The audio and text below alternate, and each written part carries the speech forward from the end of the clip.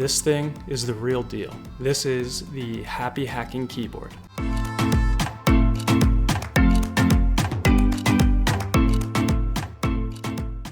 This is hands down the best keyboard that I've ever used. It beats out the old MacBook switches, it beats out the new MacBook switches, it beats out any mechanical keyboard that I've ever used in the past. Hey everybody, welcome back to the channel. My name is CJ, and today I'm going to be talking about my favorite keyboard of all time, the Happy Hacking Keyboard. This particular model is the Professional Type S Hybrid, and it's hands down the best keyboard I have ever used. I'm going to start off with an overview of the features of this keyboard, then I'll move on to what I like and dislike about this keyboard, and we'll end it all with a typing test so you can hear these beautifully silenced keys for yourself. If you want to see more tech reviews like this in the future, please like and subscribe to the channel, and let me know in the comments below what type of keyboard you use. Okay, with all that said, let's get started. So the first thing you might notice about this keyboard is that it's actually pretty small. This is a 60% size keyboard as opposed to a 10 keyless or a full size keyboard. You'll see there's no number pad and there's no dedicated function keys, and there's not even any arrows. All of this gives this keyboard a minimalist and compact size without forsaking any features you might see on a traditional keyboard. And that seems really unintuitive at first, and I'll be honest, one of the biggest reasons why I was skeptical about buying this keyboard in the first place. Now I can't imagine picking up my hand and moving it to a dedicated arrow space or reaching for a number pad just to type in a few numbers. It completely changes the game. The main difference between this keyboard and traditional mechanical keyboards is the switch type. The Happy Hacking Keyboard has switches called Topre switches, which are actually more of a rubber dome type. Traditional mechanical keyboards have an actual mechanical switch that you're pressing down, whereas with this keyboard, when you click it, you're actually pressing down this plastic housing onto a rubber dome covered ring, and that gives you a nice soft tactile response. So this is technically not a mechanical keyboard, but it does everything a mechanical keyboard can without all the noise and with a much more satisfying, at least to me, finger press feel and sound response. The Happy Hacking Keyboard was originally designed to be used by professional software developers, and that was probably the biggest driving reason why I bought this keyboard. The default layout is a little bit different than your traditional keyboard. So one of the main differences right off the bat is, whereas traditionally this is where caps lock goes, this is actually where the control key is, so that you never have to leave the home row. You see you're typing, I need to do control, I just reach over with my pinky. Caps lock is one of the most underused keys on an entire keyboard, so why is it taking up such valuable real estate? It's beyond me. So that's why I love the genius of this keyboard layout here. And as a software developer, the control key is one of my most used keys, along with the command key down here. On top of that, above the enter key, we have the delete key, which is traditionally higher up, maybe in this spot right here. This gives us a huge advantage of also not having to leave the home row. You can just reach up and tap it with your pinky without stretching like you might do on a traditional keyboard. You can easily switch between 4 different paired devices via Bluetooth with the hybrid model. So I use this to type on my MacBook, my PC, my iPhone, and my iPad Pro. It's a simple keyboard shortcut once they're all paired up. You just press function and then either 1, 2, 3, or 4, and within a second you're connected to your new device. Otherwise, you can simply plug into your computer via USB-C, and that's what I do sometimes on my PC, especially if I'm playing a game and I want to ensure that I'm getting faster response or my battery doesn't die. There's also a key remapping tool available for Windows and Mac OS. Now, I haven't used this key mapping tool because I actually just love the base layout of this keyboard, and there are some keys that actually aren't remappable. I think you cannot remap where the control key is or the function key, but don't quote me on that. There's actually some onboard switches that will change your Happy Hacking Keyboard from Mac to Windows mode. You can switch the left command key to be function key. So those are some simple changes that you can make without downloading the remapping software. You can see that I got my keycaps without printed letters on it, but of course they offer it with the traditional printed letters. And underneath each key, if there's a special function that uses, such as volume up or down, or where the arrow keys are, those are printed on the traditional keycaps as well. I just thought it looked like a bunch of pillows. It looked really clean without the printed keycaps, and because I can touch type looking at the keys is not a big deal. There are 3 different types of happy hacking keyboards. This is, again, the Type S hybrid. The other 2 are classic hybrid and then just the classic. And the main difference between them is that the classic keyboard does not have silenced rings underneath the keycaps, so the sound is a little more thunky and loud. And additionally, you can't use it wirelessly. You have to plug it in via USB-C up here at the top. The hybrid offers Bluetooth connectivity as well as a USB-C port.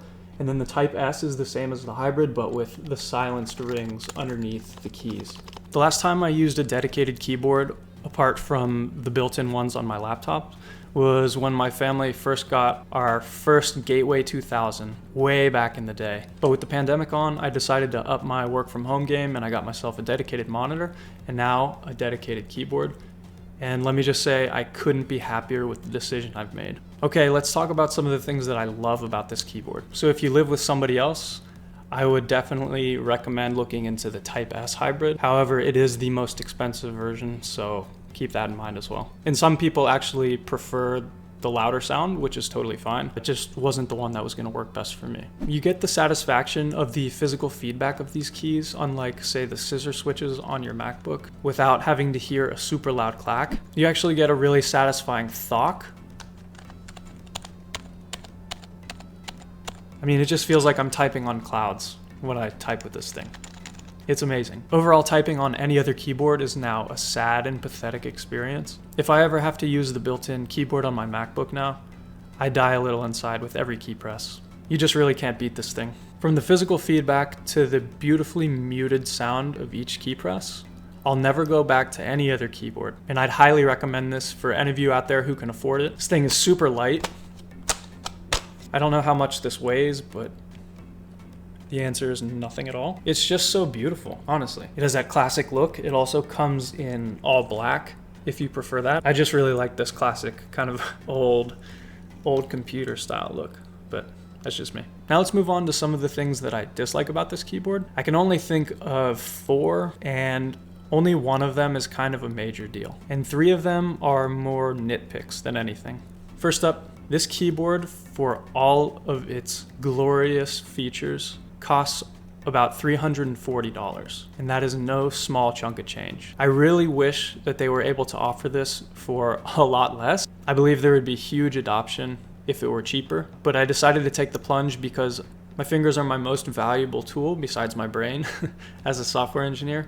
So I was able to justify this to myself because it's an investment in the health of my fingers. Now the Classic, which doesn't come with Bluetooth, is a little bit cheaper, but it's still kind of expensive. You can get an older one if you look on eBay or on the Happy Hacking Keyboard Reddit, which I'll leave a link to in the description below. There's always deals on there and something might come up for you. Another thing I dislike about this keyboard is the fact that it uses AA batteries if you're connecting via Bluetooth. This bump, what is this bump? Come on, it's 2021.